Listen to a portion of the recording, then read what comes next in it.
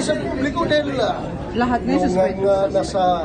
nasa drug sa watchlist natin ng mga congressman, mga mayor, mga pinapubliko mo natin. Bakit hindi ito mga pulis?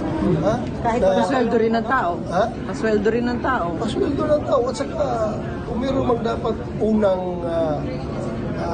unang idiin sa problema na ito, kung sino yung involvement, itong mga pulis na na-involved, they are there to serve and protect, not to protect the drug lords or the drug industry. Pero di ba may due process?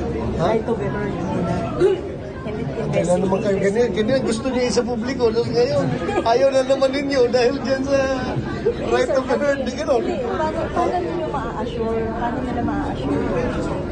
Yung sarili rin nila na karapatan. Oo. Sige tayo, sige. Ingat yung karapatan na yan. Mistake. Lalo na nagtatago yung mga loko-loko dyan sa mga Mistaken identity. Bahala na sa presidente kung ilabas na yan.